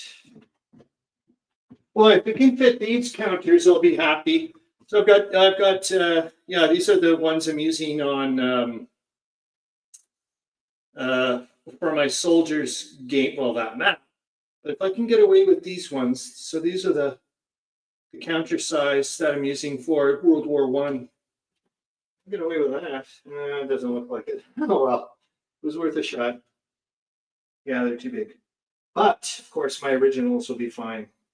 It's not bad. Like I said, if I keep the info as little as possible, I should be like the cap. It won't be too bad. I'm still gonna obviously be using my reading glasses, but yeah, I just would like to get also to a game like I was mentioning before of trying to figure out, like, pretend that it's a game that's. I noticed the old SPI Soldiers Game and Decision Games survey.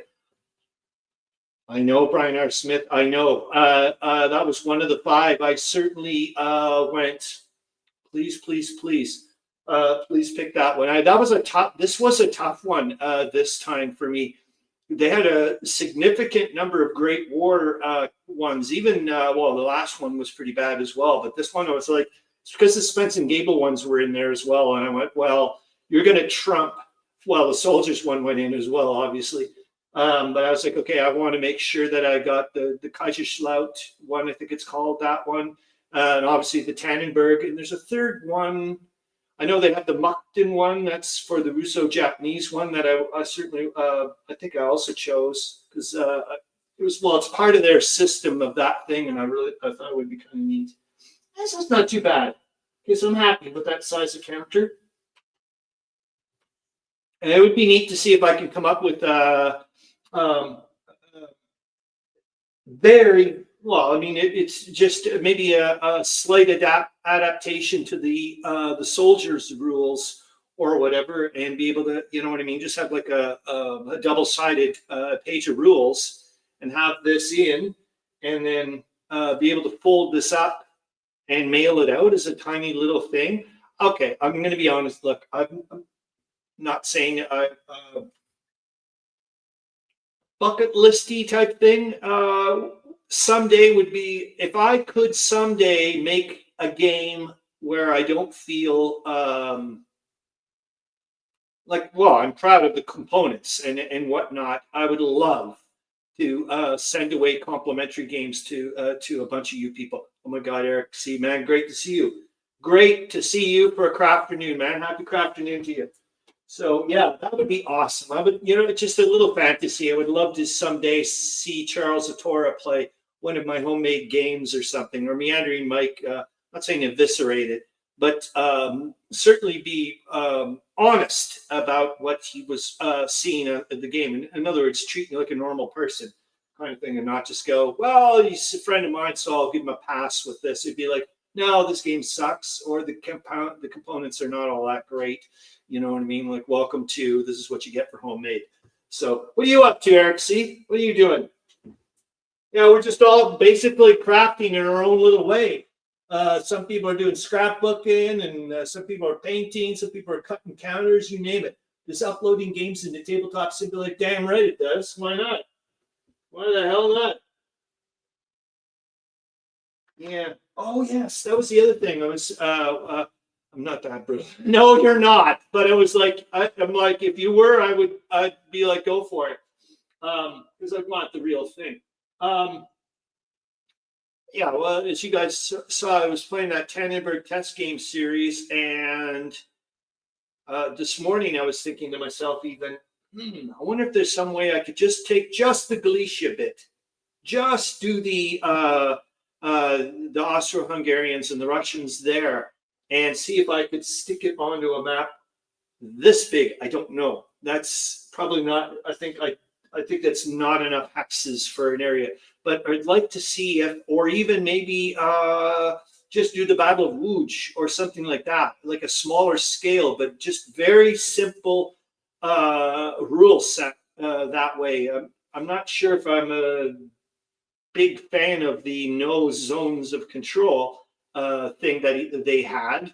Like I said, there was some interesting quirk. I can't review the game. I only played like half a game, if you want to look at it that way. So I'm not going to certainly do that. But I mean, I certainly had some questions pop into my head, like this seems rather interesting or rather odd. A lot of people were actually commenting really good on it, which was great. Doing good. Actually, need to put together that postcard game, Siege of Elysia, game for against the odds. Oh, cool, man. Yeah, that's what I was also mentioning to everybody else too, is that I better start. I should be maybe starting to focus on Hissy Cat's game jam for sure. Just got stuff rolling around in my head, but nothing really going into it. Eh? So the clandestine submarine campaign, I should be focused on. I got to get trucking on it, but it was so cool. I got to admit, the last week when I went, it just dawned on me. I went, wait a minute, why don't you just go to the Globe database and see if they have anything on Charles Schwab? And lo and behold, next thing you know, his name popped up was about submarines and, the neutrality issues. And I was like, oh my God, this is awesome, All right, let's see if I can try to cut that properly, that fold this time. I just got to remember how I did it. So I do need to have, okay, so it's now folded in half. And now I need it to do, so I need one to be a lone wolf, I think, if you know what I mean, like needs to be the dangler. So who were you? Who was the dangler way back when? Was it this guy was the dangler? So I've got him, and then shit. Yeah, this is going into a world I have a hard time with. I wish Zoe was here. Yeah, you can see it's starting to split from the backing, so I'd have to do something like that kind of thing. But like I said, this thing I was taking a ton of abuse over a year ago, and I was like flipping around like a lunatic. But oh, it's so cute. Yeah, we're doing not too bad. All right. Yeah, I'll put on like I said, I'll put in the sources and links all the like that iFran View link, the piece of software that I like using, the that piece of software that lets you take an image and chop it into how many panels that you want. And I was really impressed that it actually does it properly. Like when I said 3x3, they lined up perfectly. Like upstairs, even though I'm using the invisible tape, the hexes, after I like did the panels and printed them off all to the same size on my piece of paper on the through the printer there, they came out like perfectly. They line up perfect. There was no distortion whatsoever. I was, that was impressive. Or registration issues or whatever the hell you want to call them. Yeah, that'd be neat. I want to see if I can start doing the double-sided counters bit. All right, I'll do that. Give that a shot. Yeah, I'd love to at some point just make a simple enough game. Not a lot of components. Let's not get crazy. Didn't cost me a fortune to make, and I can just send off complimentary, hey, I love you to bits. Here's a copy of my game that I made. That'd be fun as hell. Yeah, for sure. And this is a not bad size, but like I said, I would need to shorten down shorten it down. The rule system for I'm sure it could do that. Can't be that difficult. What am I saying? Can't be that difficult. I've never done it before. Yeah. All right. What else? Yeah, just like I said, I brought some stuff down here because I was like, okay, I don't know how I'm going to go about doing this game crafting. Oh yeah, I've got a bazillion counters over here as well. All my markers over time, and then I could have given those a shot. Think about it.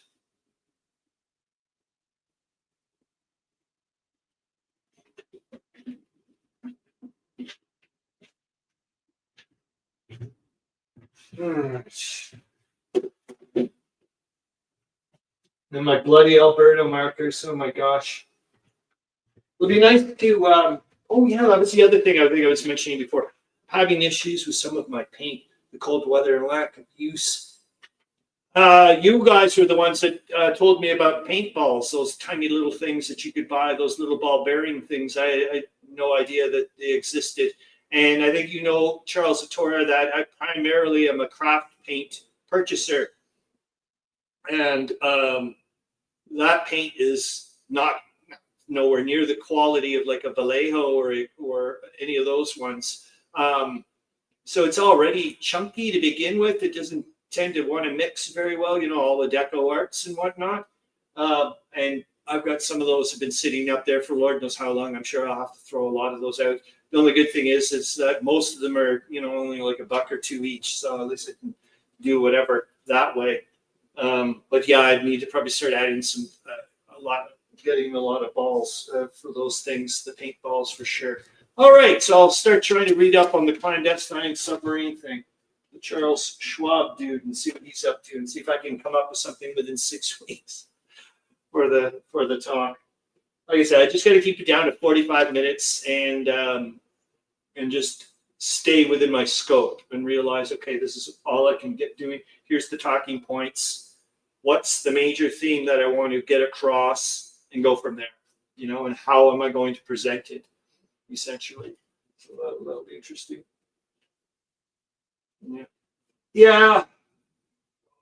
Like I said, around 2, I think I'll go to the store so I can get some bread and then come back, eat, and then get ready for the Gamers with Coffee show, which would be nice. I also know that Ashley was saying that Greg wanted to get into playing some more Great War themed games. He mentioned it last week, and I was like, oh, if I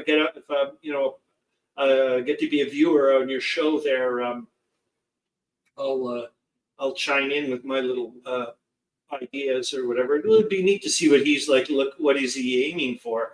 He's played the Trench Knife game and he's played the Wings of Glory game or whatever the heck it's called. I guess maybe he wants to get into Hex Encounter. I don't know. Interesting. That's the other thing of cold weather in San Diego. I guess everything is relative. Yes. I know it's neat that you mentioned that as well, Brian R. Smith. I remember once complaining about the heat to dad versus son who lives in Australia, and he was just like, excuse me? Like, okay. My version of heat is very different than yours, that's for sure. All right. Yeah, it's a cute little thing, man. But I'd like to see if I can, hold on here. You're not going to see me for a second here because I'm going to see if I can find the Tannenberg. So that would be in my desktop. I'm going to gaming.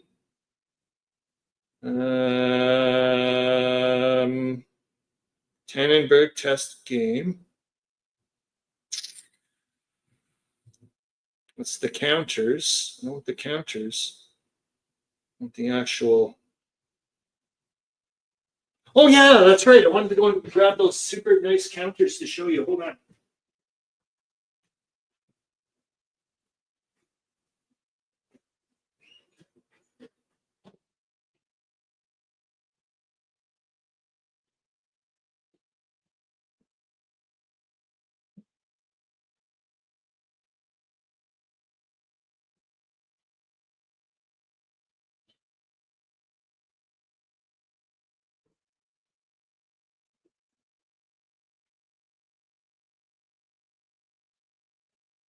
Oh, I'm getting hungry too, so that's a good thing.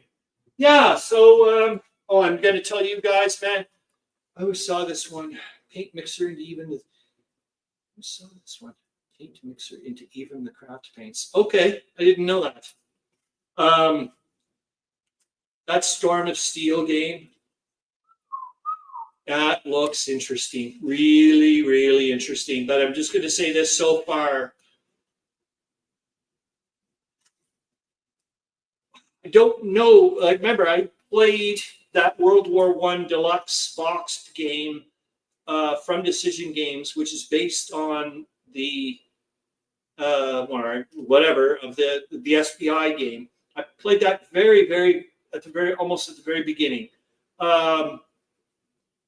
Like I said, it could be a combination of I was not very experienced with Hex Encounter and the rules I found a little bit disjointing or whatever. I ended up purchasing the game based on Steve Dolgis's review of it and playthrough, and the fact that it wasn't very expensive. For goodness sakes, I mean, you get a whole boxed game for what, $60 American or something. Excuse me. But I put it aside. I ended up not playing the full thing. I put it aside. And of course, as we know, the SPI one is upstairs. And I'm thinking to myself, maybe sometime, I mean, I don't know. Like, I haven't given it a fair shot. Maybe it's a far superior game to the SPI one. But maybe sometimes more is not better. Like maybe I'm just going to enjoy this old SPI game a far better than the deluxe version. I don't know. 3 different games, The Storm of Steel in the title. Which one? So this is also this is the Decision Games game. Yes, Meandering Mike. It's that big one that Mark Ruggiero kept banging on about, and also was a playtester for the second version. I remember I ended up getting this one for a steal, $85 Canadian after shipping. because it had it. And the guy gave me a deal. He's like, "Oh, I'm sorry, there's a dent in the box." So I was like, "Who cares?" Oh my gosh! And it's not, so what if it's not the most recent version or whatever? I can get all that stuff downloaded and whatnot. Anyways, let's take a look at these counters. So this is from the Guns of August. Like if you want to guess naval counters and stuff, I don't know. Like I haven't, but these are really nice looking counters. Brian R. Smith, and I'll see if I can. Like when I saw these counters, I went, I wonder if that's what he means by getting to the next level. Because I can't do this yet. But, well, first of all, these are laser cut. English-speaking folk keep mistranslating the title of Ernst Jungner's book. What are they? What is this supposed to be? But these are, and I think you had mentioned this as well. Telemachus isn't here. I think Telemachus had mentioned that he was using foam board or foam core or something. But like this, and they're really, really good. Sorry. Should be storms of steel. Thanks, my God. That's awesome to know, man. Oh, I love little things like that. But they're really, really, I can certainly tell it's, this one's a really good one.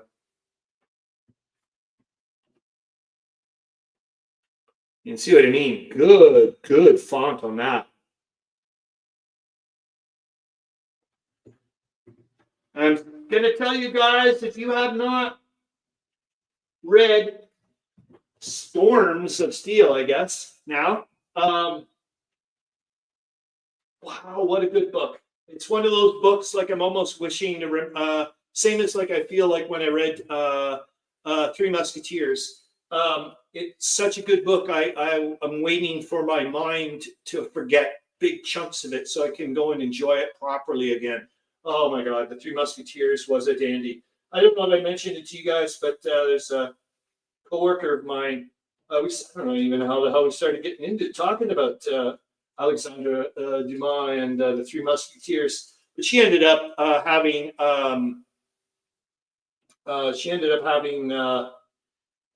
she's got like a proper French copy. As I started talking to her, I was like, "Oh, you lucky devil that you got to read The Three Musketeers in the proper language," And I was like, "This is such a good book."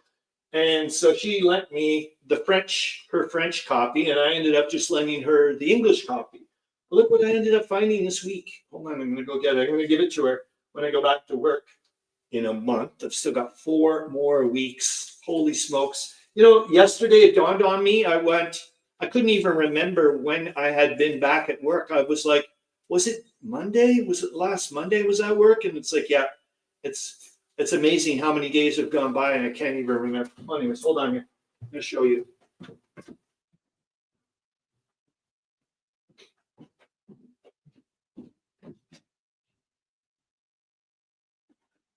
So I was at the Salvation Army thrift store looking at their books as per usual. And I see this. It's a cookbook by Alexandre Dumas. Look. What the hell? So I was like, oh, and it's in just amazing shape. So I went, okay, I'm going to give it to her for sure. She's a super nice person. So I thought she'd like that.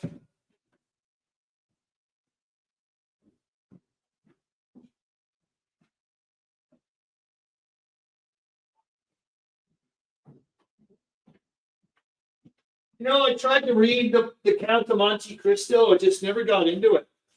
I just maybe I'll try again, but I didn't really. And I think I mentioned to you as well. I read his the first book of his Robin Hood book. Well, actually, I didn't read the full thing. There was about 20 pages left. I just didn't enjoy it. I mean, that's how much I didn't enjoy it. I didn't even finish the book. I was just like, this ain't my Robin Hood. It was weird. I don't know. I just didn't get off on it. But these counters are sweet. So I'd like to see if I can recreate this. Obviously, I'll have to go down the laser print road and all that type of stuff, and up my ante a little bit. Has anybody ever used GIMP, by the way? I used it a tiny bit. That seems pretty darn powerful. Almost like, I don't know, a cheap Photoshop or something. Okay. Yeah, if I can just figure out how I did the freaking folds of the, oh, darn it. I'll have to look again. Yeah, that Storms of Steel. Oh, you got me doing it now, man. Because the game is just called Storm of Steel. It looks like it's got some really, really interesting things. But like I said, let's go back to the World War I SBI thing upstairs. At the moment, okay, there's a few little things I can see where maybe I'm not incentivized to go historically. Like, it's like a big chunk of me can just say, okay, well, I can completely ignore the Western Front and just focus on other aspects. Telemachus, I was just talking about you about a minute ago, because I think you were mentioning, great to see you, man. I think you were mentioning that you had made counters with foam core a long time ago. Did you not? I'm pretty darn sure you had said that. So, anyways, you know what? And like I've said before, I've only played a little bit, but I'm really enjoying the bloody thing, and I want to play it with somebody else. I don't want to just play that game upstairs solo. It's just got so many interesting little decision points, and I want to see somebody come up with strategies that I'm like, what? Okay, thanks, man. I knew there was something. I remember you mentioning something that you had done something like that. Okay, so one has to be a loose panel. So I can. Well, who were you, though? Was it this guy?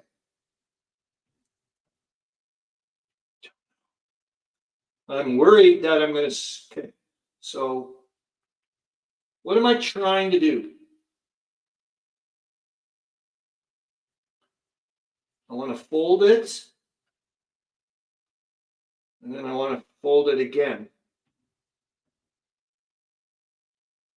So I do need one to be completely. Maybe I just look. This is just practicing, right? So if I screw it up, I screw it up. Not the end of the universe. So one's going to have to be completely flush. Yeah, I'll just pick one. 1 in 4 chance, I guess. Look at it that way. Okay. What do I want? I'm still trying to. All right, let's see.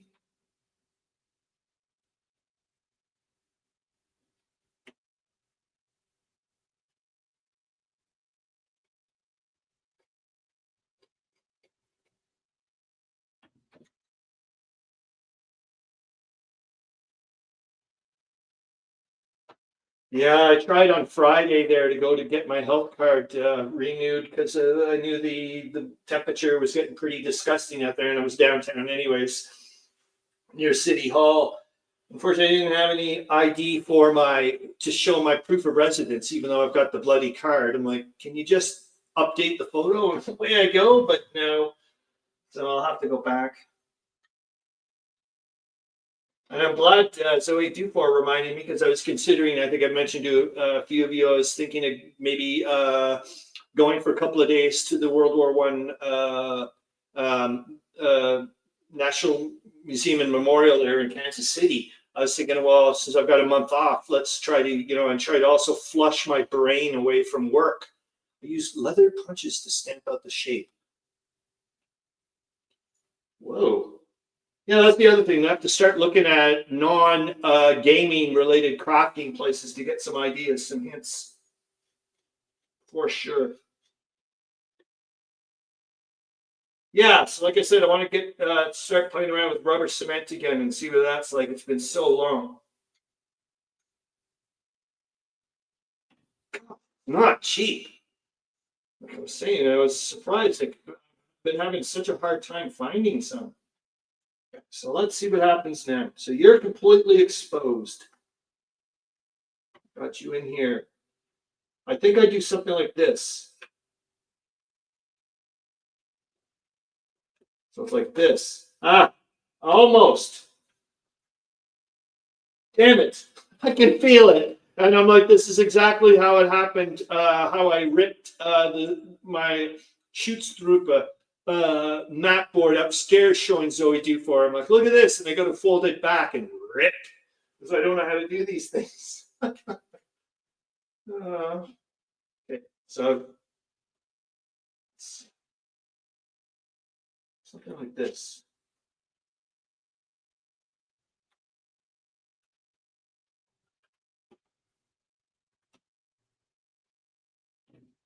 Like this? Nope. Close. Oh, I can feel it, but I'm like, oh. Okay, so I've got that.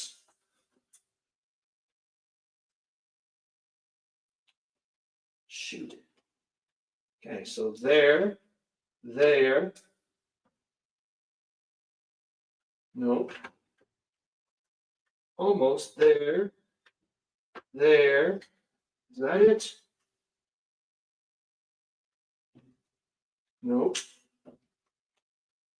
See what I mean? Like I'm almost there. Almost.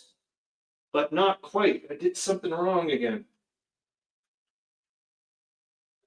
Arrgh.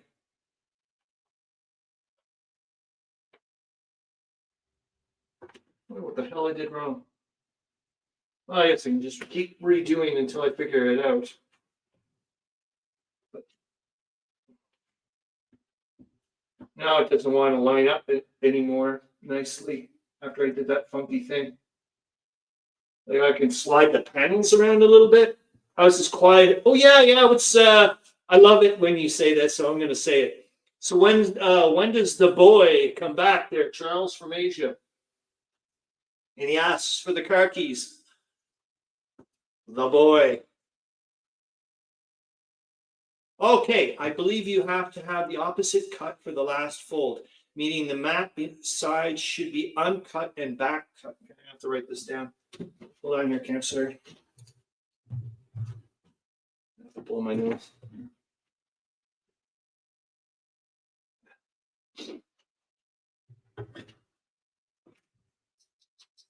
I believe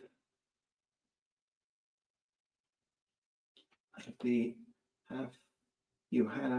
to have the opposite cut.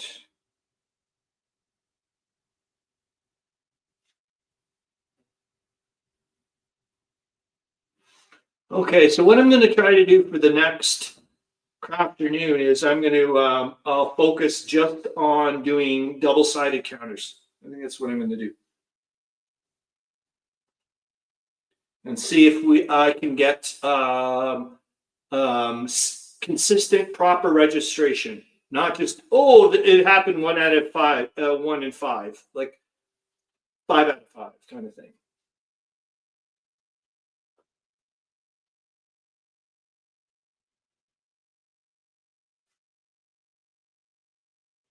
Oh man, I haven't done hardly any writing lately too. It's been a nightmare.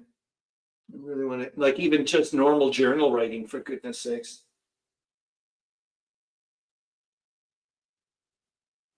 Meaning the maps. What the hell am I saying? I can post your whole thing up here so everybody can see it.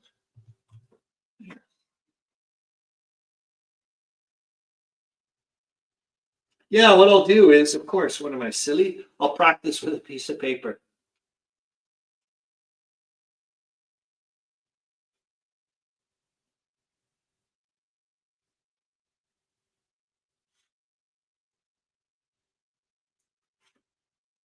Oh yeah, that was the other thing I wanted to mention about going out, like thinking outside the box or whatever about making stuff like counters and whatever. Hold on. someplace between Thailand and the USA. He's supposed to land in LA on Monday, but I don't know how well he's getting from LA to San Diego. Shares. I'm not driving here. His mother's not well. Oh, that I didn't want to hear about. Double-sided accounts. I have more miscellaneous from that than the ones you. Good. Well, hopefully we'll figure it out. All right, man. Well, we're about to leave anyway soon, man, Mike. And hope you're doing well, man.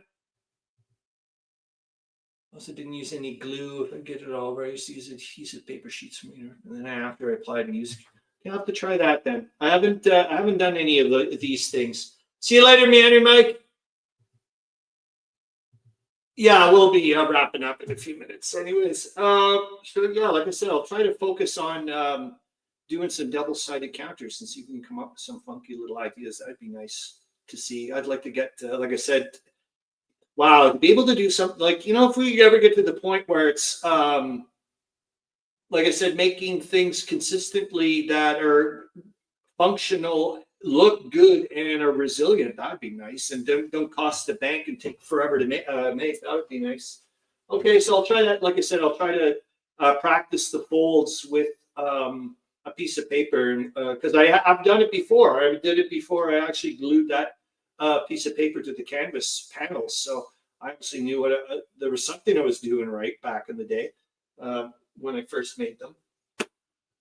Yeah, okay, we'll wrap up relatively in a couple of minutes here or whatever. I'm just going to say goodbye to you, really, and then hopefully see you guys on the normal Saturday, which would be live stream 104, even though yesterday would have been 104. That's it. Yeah, I'm just about to shut down. I'll put stuff away, and then I can good. And then bingo. Embossing machines have dies that can cut shapes. I suspect the clear spray is a great weight counter. Otherwise, they look dull. I'm a dullard. Brian R. Smith. I'm not into shiny, but you may embossing machines. Thanks for reminding me. There's I lent out my embossing machine months and months and months ago. I wonder if she remembered.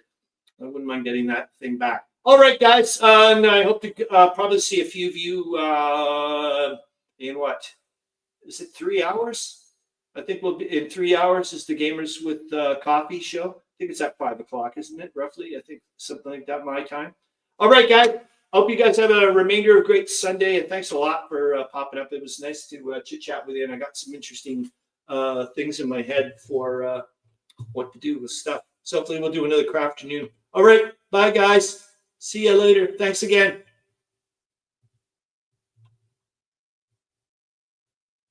Oh, I gotta stop this. It doesn't like me doing it that way.